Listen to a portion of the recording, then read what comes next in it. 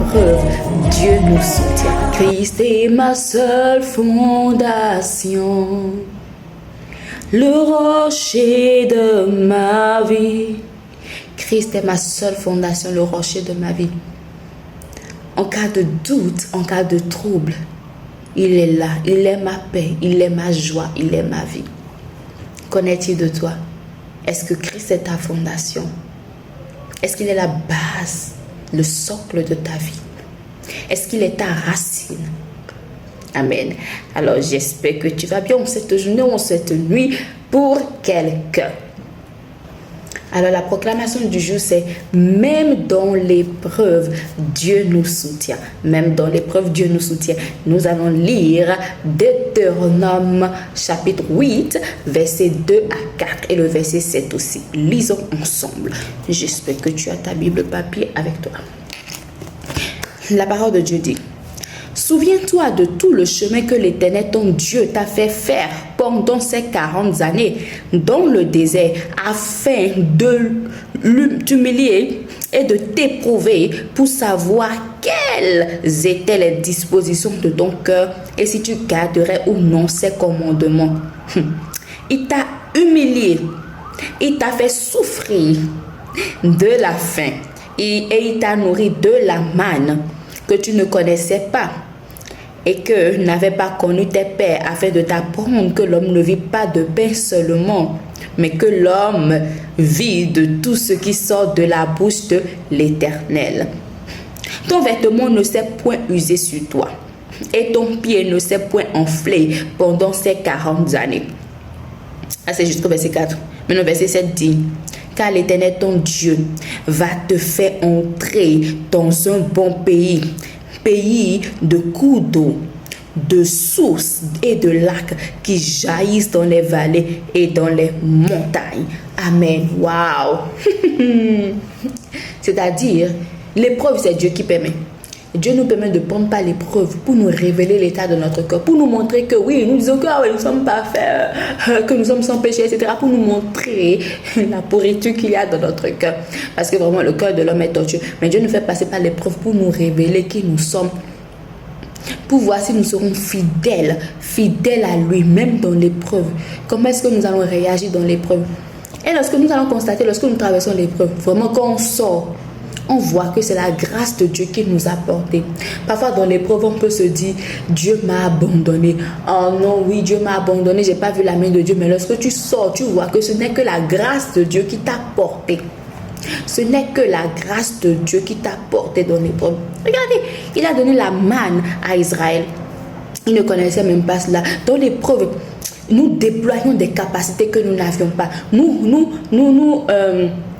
voyons une autre face de Dieu qu'on ne connaissait pas. Nous voyons des miracles qu'on n'aurait jamais pu voir avant.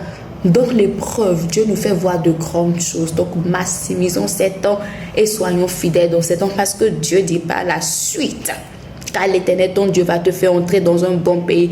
Avant de nous faire entrer dans un bon pays, avant de nous faire entrer dans notre promesse, avant de nous donner les grandes choses, Dieu sonde notre cœur. Il sonde nos cœurs correctement pour voir ce qu'il y a à l'intérieur, pour enlever les pourritures. Mais dans l'épreuve, Dieu nous soutient. Dans l'épreuve, Dieu te soutient. Donc, commence à regarder. Ne pense pas que Dieu t'a abandonné. Non, ne soyons pas ingrats. Dans l'épreuve, Dieu nous soutient. Dieu ne nous abandonne pas dans l'épreuve. Ne soyons pas ingrats. Commence à regarder dans l'épreuve là. Regarde ce par quoi tu vas te passer. Regarde la main de Dieu. Regarde, peut-être tu as rencontré des gens que tu n'aurais jamais imaginé rencontrer. Tu as développé des capacités que tu n'aurais jamais pu développer. N'est-ce pas? Dieu le fait dans l'épreuve. Amen. Dans l'épreuve, Dieu prend soin de nous. Et ici, 2 Thessaloniciens 3:3 nous dit ceci. Lisons ensemble. Le Seigneur est fidèle. Il vous affermira et vous préservera du malin. Parce que dans l'épreuve, le diable, aime nous ingurgiter des pensées. Mais dans l'épreuve, le Seigneur te promet qu'il t'affermira. Il va t'affermir. Tu seras affermi. Il te préservera du malin. Mais il faut le croire. Il faut le croire. Il faut vraiment faire les paroles de Dieu. Dis: Seigneur, dans cette épreuve, dans ce que je suis en train de vivre, tu as dit que tu vas m'affermir. Tu as dit que tu vas me préserver du malin. Seigneur, je le crois et je veux te suivre. Parce que lorsqu'il le dit, c'est qu'il te donne des instructions. Et il faut être sensible à ces instructions afin de ne pas tomber dans les pièges du malin. Dieu a sa part à jouer, mais nous aussi nous avons notre part à jouer, c'est-à-dire être sensible aux instructions de Dieu, être soumis à l'Esprit de Dieu, afin de nous laisser être conduits par lui. Est-ce que le Seigneur demande, il t'affermira dans l'épreuve. Il ne te laissera pas chuter, tomber, dégrader ou te suicider. Non. Parce que parfois, lorsque c'est dur, les pensées de suicide peuvent venir. Et je ne te juge pas. Ces pensées peuvent venir, mais à toi de te rappeler de la promesse de Dieu faite dans ta vie. Il a dit qu'il va t'affermir, qu'il te préservera du malin. Alors tu te rappelles, c'est que tu vas m'affermir. Tout ce qu'il peut envoyer, tout ce que le diable peut envoyer, ce sont des mensonges. Vraiment, lorsque tu appelles à l'aide à Dieu, comme j'ai dit la fois dernière, le diable avait envoyé un esprit de peur dans ma vie et puis Dieu a pris par mon père pour me dire tu es au-dessus de tout. Même dans l'au-delà, on ne peut rien te faire. C'est pas me garder. Parce que Dieu, il écoute nos prières, il écoute nos soupirs. Parce que nous avons crié à lui, nous nous sommes rappelés de sa promesse. Il a accompli sa promesse. Il ne faut pas douter de Dieu. Il ne faut pas douter de lui. C'est important. Ne doute pas du Seigneur. Ne doute pas de ton Dieu. Alors, je t'invite à louer Dieu pour ses bienfaits dans ta vie. Pour cette promesse qui est sur le point de se réaliser. Somme 33, 1 à 2 dit juste, parce que tu es un juste. Le juste, c'est celui qui a accepté le Seigneur Jésus-Christ dans sa vie. C'est celui qui a été justifié par le sang de Christ, sanctifié par le sang de Christ. Amen. Alors juste, réjouissez-vous. Somme 33, 1 à 2. Réjouissez-vous en l'Éternel. La louange sied aux hommes droits. La louange te sied. Loue le Seigneur. Bénis-le pour cette merveille dans ta vie. Célébrez l'Éternel avec la harpe. Célébrez-le sur le lutte à 10 cordes. Amen. Célèbre le Seigneur pour ses merveilles dans ta vie. Parce qu'il est en train de faire de grandes choses. Et Dieu siège au milieu de la louange de son peuple. C'est-à-dire, tu le remercies pour ce qu'il a fait hier, pour ce qu'il a fait aujourd'hui, pour ce qu'il fera encore demain. Nous le remercions pour qui nous sommes en lui. Il nous a fait des dieux. C'est-à-dire, un lion donne naissance à un lion. Un chien donne naissance à un chien. Un lion ne donne pas naissance à une fourmi ou à un chat. Un chien ne donne pas naissance à une fourmi ou à une mouche. Et Dieu engendre des dieux. Nous sommes des dieux. Tu te rends compte, il nous a créé à son image et à sa ressemblance. Comme le dit Genèse 1, 26. Amen. Il dit quoi? Dans 1 Pierre 2, 9, que nous sommes la communauté des prêtres du roi. Le roi, c'est lui. Nous sommes la nation sainte. C'est pas comme si nous avons fait quelque chose pour être saint. Hein? Il nous a sanctifiés par son sang. Nous sommes le peuple de Dieu, ce peuple acquis par lui. Il a choisi pour de grandes choses. Alors remercions-le, remercie Dieu pour cette race élue que tu es, pour ce peuple acquis que tu es, pour cette nation sainte que tu es, pour ce sacerdoce royal que tu es. Remercie le Seigneur. Rends-lui des actions de grâce de qui tu es. Tu es un Dieu venant de Dieu. Est-ce que tu gardes ça dans la tête? Nous ne sommes pas n'importe qui. Dieu a décidé de faire de nous des dieux, des divinités. Hey Jésus, fait à son image, à sa ressemblance. Même lorsque nous avons tout perdu, il est revenu nous redonner encore la domination. C'est ce que le Seigneur a fait. Lisons un peu Éphésiens 1,7. Éphésiens 1,7 dit, en lui, nous avons la rédemption par son sang, la rémission des péchés selon la richesse de sa gloire. En lui, nous avons la rédemption par son sang. Par son sang, il nous a lavés. Par son sang, il nous a purifiés. Il nous a rendus saints. Par son sang, il nous a donné la domination sur l'emprise du péché. Par son sang, il nous a redonné notre couronne, notre royauté. Il nous a fait réentrer dans sa royauté. Par son sang, il nous a délivrés, il nous a rendus libres. C'est notre rédempteur, celui qui nous a rendus libres. Nous avons maintenant autorité sur les puissances du monde. Il dit qu'il nous donne l'autorité de marcher sur les puissances du diable, sur les scorpions, les serpents, sur toute la puissance du diable. Par son sang, il nous a rachetés. Louons le Seigneur.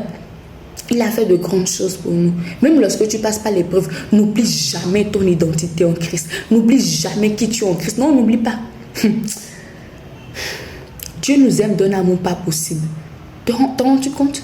Dieu t'aime d'un amour pas possible. Dieu nous aime d'un amour pas possible. Gardons cela en tête. Tu es une royauté. Tu as été racheté au sang du Dieu créateur, le créateur de l'univers qui est venu sur terre, qui s'est fait homme. Ta valeur est inestimable. Inestimable. Amen. Alors connais ton identité. Pour connaître ton identité, tu dois constamment lire la parole de Dieu. Je suivais un petit shot là de l'apôtre Sanogo qui disait: le chrétien charnel, c'est celui qui ne lit pas sa Bible. Tu peux avoir toute l'onction du monde, tu ne lis pas ta Bible, tu es charnel. Lisons la parole de Dieu. C'est la parole de Dieu qui nous guide, qui nous garde, qui nous révèle notre identité, qui Dieu est. Lis ta Bible tous les jours. Amen. Ce que moi je fais qui m'aide, je lis un verset par jour, n'est-ce pas? Je fais ma méditation, je partage. Là, tous les jours, je partage. Du lundi au dimanche, je partage. Ça n'aide pas seulement les autres, ça m'aide aussi. C'est pour m'aider aussi. Et les soirs, j'écoute ma Bible audio. C'est ce que je fais. Les matins, j'écoute des prédications en anglais pour améliorer mon anglais. Et les soirs, j'écoute la Bible audio. Je réécoute, je vis ça. En plus des méditations que je fais. C'est pour moi, avant d'être pauvre. Alors lis ta Bible. Et pour toi qui n'as pas encore accepté le Seigneur Jésus-Christ dans ta vie, fais cette prière avec moi vite fait. Tu as intérêt à donner ta vie à Christ. Tu n'as pas le choix. Fais cette prière avec moi. Et partage s'il te plaît à ceux qui n'ont pas encore donné leur vie à Christ, qui n'ont pas encore reçu la vie de Christ. Alors dis avec moi: Seigneur Jésus, merci pour ton amour. Merci de ce que même dans l'épreuve, tu me manifestes ton amour. Merci de m'avoir donné la liberté. Il me faut juste accepter cette liberté pour la vivre pleinement. Alors je t'accepte dans ma vie comme mon Seigneur, mon Sauveur. Fais ce que tu veux de ma vie. Conduis-moi, sois mon maître. Je ne m'appartiens plus. Je ne veux plus prendre des décisions qui ne sont basées que sur moi, que sur ma volonté. Je veux ta volonté. Je prie que mes désirs soient tournés vers toi et non vers ta création. Amen. Seigneur Jésus, je t'appartiens. Et je suis maintenant enfant de Dieu. Amen. Maintenant, tu es enfant de Dieu. Bienvenue dans le royaume de Dieu. Bye. Agréable journée à toi. Lis la Bible et partage. Partage. Voilà. Fais l'œuvre d'un évangéliste. Travaillons avec le Seigneur ensemble.